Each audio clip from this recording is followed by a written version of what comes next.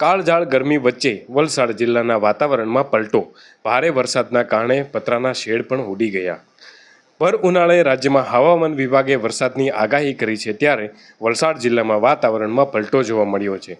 કપરાડાના સુથારપાડા અને આસપાસના વિસ્તારોમાં વરસાદ વરસ્યો છે. વાદળછાયા વાતાવરણ વચ્ચે વરસાદ પડ્યો છે. જોકે કેરીના પાકને નુકસાન થવાની ભીતિથી ખેડૂતોમાં ચિંતા વ્યાપી છે.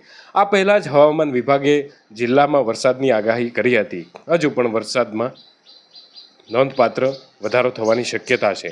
કપરાડા તાલુકાના અંતરિયાળ વિસ્તારોમાં પણ વરસાદ પડ્યો છે. કપરાડાના હુંડા ગામે કરા સાથે વરસાદ પડ્યો. વરસાદના પગલે વાતાવરણમાં ઠંડક તો પ્રસરી છે, પરંતુ ખેડૂતોમાં હાલ ચિંતા વ્યાપી ઉઠી છે. વલસાડના કપરાડા તાલુકામાં ગાજવીજ સાથે વરસાદ પડ્યો.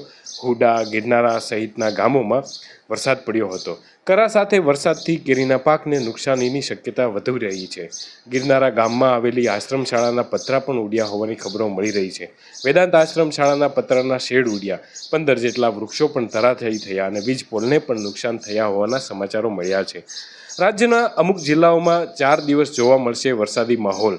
વાતાવરણ વચ્ચે હવામાન વિભાગે આ આગાહી કરી છે. હવામાન વિભાગ અનુસાર આજે અરવલ્લી, મહીસાગર, દાહોદ, સુરેન્દ્રનગર, રાજકોટ, વલસાડ, ડાંગ, દાદરા નગર હવેલીમાં ગાજવીજ સાથે છૂટાછવાયા વરસાદની આગાહી છે.